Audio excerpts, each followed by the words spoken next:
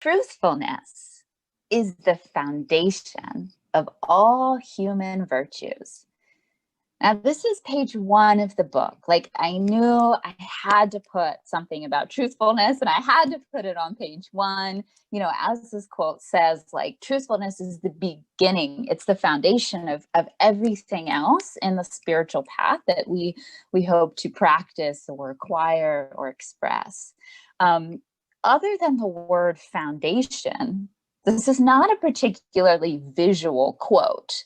You know, some of the Baha'i writings talk about, you know, trees and birds and summits and, you know, it has like visual material, and this one didn't. And so I really reflected on, like, how can I show truthfulness without showing its negation? You know, I didn't want to show truthfulness by showing lying. I wanted to, like, show it as straightforwardly as I could.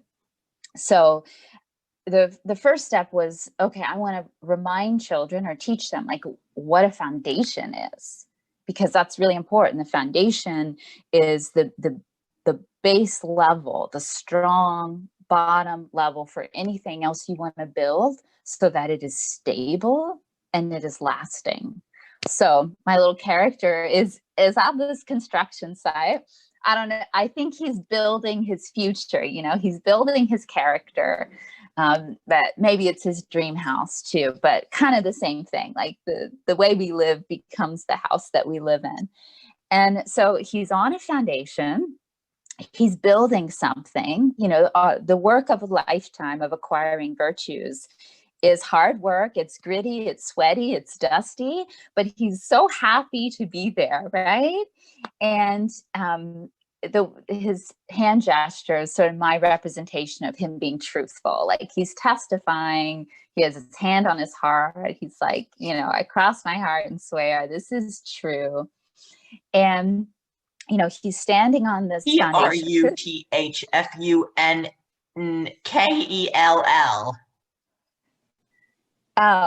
Okay, I think someone might need to be on mute, or was someone trying to make a comment? I'm not sure.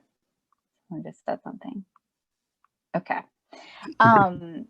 So he's on this foundation of truthfulness, and you can see more in the book, perhaps, but some of his bricks have other virtues, right? These are the virtues that will be built on top of truthfulness, and some of them include love, justice, kindness, humility, friendship, hope. And, you know, one of the things that some of you have heard me talk about before, like the difference between art and propaganda, or just like advertising images, is that I'm back on. Okay. I don't mind keeping it on the images, but are you guys still on the images, or is it on my mode? Yeah, we're still on the images. Yeah. Okay, good. For some reason I can see me, but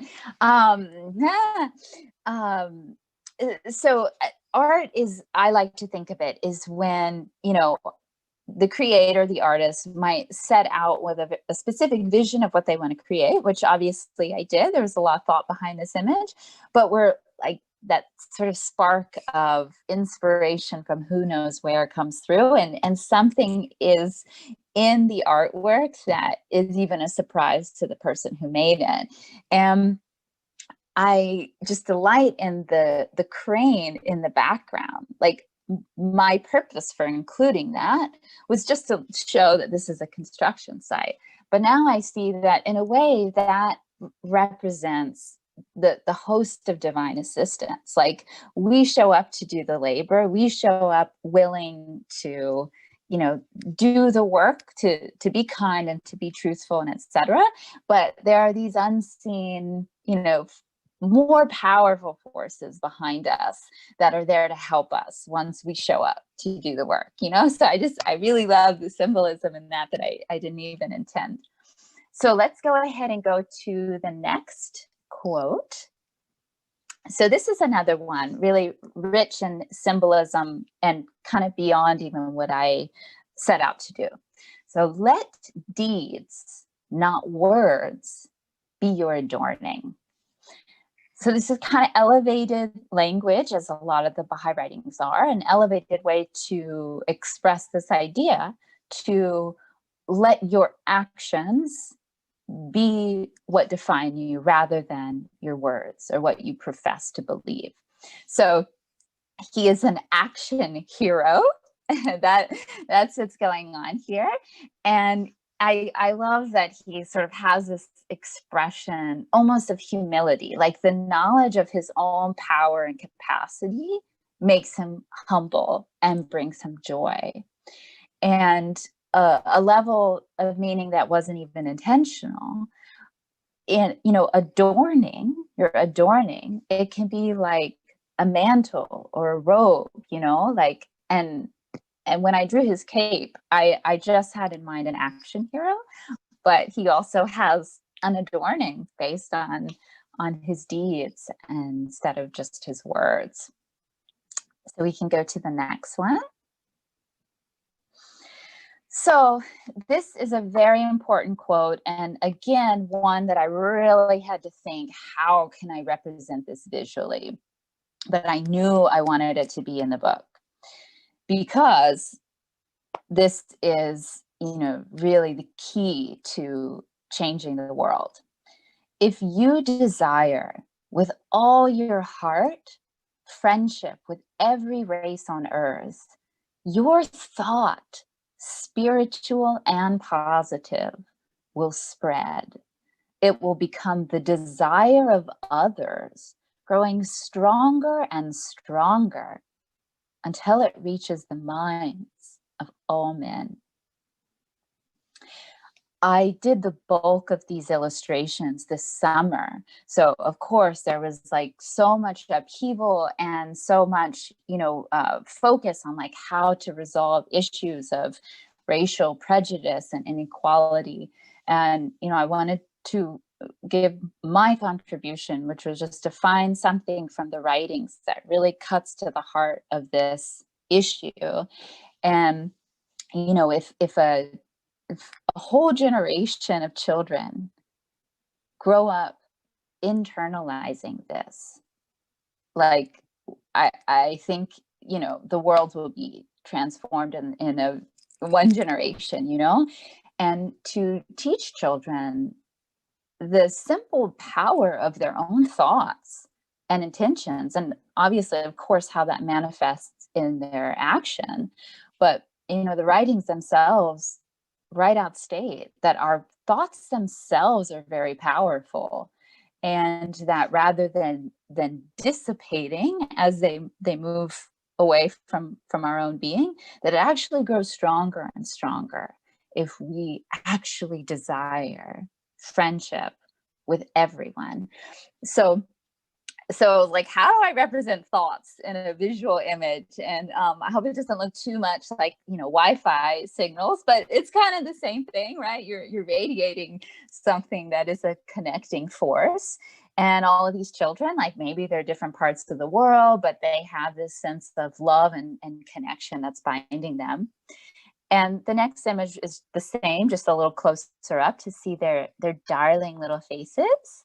So there's all the children desiring friendship with every race on earth, and their thoughts and intentions growing stronger and stronger. And my little blonde girl in the wheelchair, she's the only one in the book that has a disability that you can see. And I really wanted to be sure that, every child could see themselves in this book in some way. And I just wanted to have her, she's part of the pack, like, I'm not trying to make a big deal out of it. She's there. She's as powerful and connected, and she's part of the group of friends here, desiring friendship. All right, next line. We had this quote in the devotions earlier. Regard man as a mine, rich in gems of inestimable value. Education can alone cause it to reveal its treasures. Again, a super important quote, and it does have some nice visuals, but I still workshopped this one a lot, possibly the most out of all of them. Like, how do I really express this? And the first thing I wanted to do was make it visually clear, just in case anyone didn't know, that man refers to mankind, men and women, not just men. So that's one reason why I have two characters. And to help children understand what a mine is, and then their gems, their treasures, and the gems inside of them are different. You don't, when you excavate your own capacity, it's going to be different than other people's, but it is yours. It is your gift to the world, and it is this powerful source of value and light and contribution. And tried to represent them enjoying the process of education. So next one, please. So when a thought of war comes, oppose it by a stronger thought of peace. Now, this one really set me on an interesting path of reflection. Like, as I've told you, I grew up a Baha'i. I've done, Ruhi book 1 a gazillion times. Like, I love this quote. I appreciate this quote. I understand it on, a sort of a mental level. But when I really paused to think about like representing it visually, it's like, well, what is a thought of peace for me? Like, what does that feel like? Or what does that look like? And these are the conversations that I really hope parents will have with their children when they go through this book. Like, what is a thought of peace? So that you can have it in your back pocket when you have a thought of war or aggression. And is it the face of Abdul Baha or your grandfather? Or is it, the rustling leaves, in fall, or ripples on the surface water of the river? Or is it just a feeling? And can you kind of define that feeling so that you can summon it when you need it? Like having a defining, obviously with flexibility, but something to lean on, a thought of peace. And just for my sense of aesthetics and stuff, a thought of war. Well, she has combat boots on, and like she has this workout outfit, like she's a tough cookie. Oppose it by a stronger, and her with the weights represented like an exercise of strength for me. And a thought of peace. Well, she's on a magic carpet ride. She's floating in the clouds, and her thoughts are what are drawing her there. And of course, on her shirt, this sort of this universal image of like world peace, the dove and the world. So just fun layers of meaning in all of the illustrations. So let's go to the next one. So this prayer is known as the remover of difficulties. It's a very common Baha'i prayer, and one that most children memorize at some point. So that was fun to, think, how do I represent this one visually? Is there any remover of difficulties save God? And save, of course, is like accept. Are there any remover of difficulties other than God? Say, praised be God, he is God. All are his servants, and all abide by his bidding. And this one, was the idea that came to me. I was actually taking a walk after rain one day, and I thought, oh, this is a really neat way to show both challenges, both difficulties, and God removing them. There were gray skies, and it was raining. And now the sun's coming out and there's a rainbow, like the remover of difficulties. Next slide, please. Okay. This is one of the first illustrations that I made for the book. Oh God, my beloved, my heart's desire. And, I think if the hearts didn't give it away, the imagery probably reminds some of you of Romeo and Juliet, and that was very intentional, how to represent this idea of our spiritual connection being our beloved and channeling those feelings, that desire for connection and love and acceptance, to the only for sure source of that for us in our lives. And I hope, in a way, it's a bit of a very gentle paradigm shift too. If little girls will grow up looking at this and understanding that, God always and forever is their first beloved and the source of love and encouragement and acceptance that's always there for them for their whole life. So next quote, please. The betterment of the world can be accomplished through pure and goodly deeds. So this little guy, not only is he helping the old lady across the street, he is also carrying her groceries. And my mom asked me why I was so good at drawing old ladies. But one of the things that, I was purposeful in my illustrations. I don't want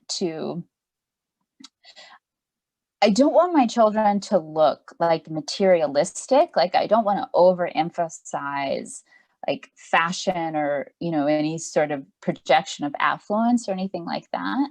But I did want, in some cases at least, to bring some coolness to the idea of being spiritual and being oriented towards service of others. So this one is definitely one of my coolest cats. I always have fun drawing them. And the sort of creative impetus for this one was the Abbey Road album cover, but just reimagining it a little bit. But I definitely looked at it and then drew this. So that was a little subliminal coolness in there. Okay, next one, please. And this is going to be our last one today. Never lose thy trust in God. And interestingly, this is one of the last ones that I did for the book.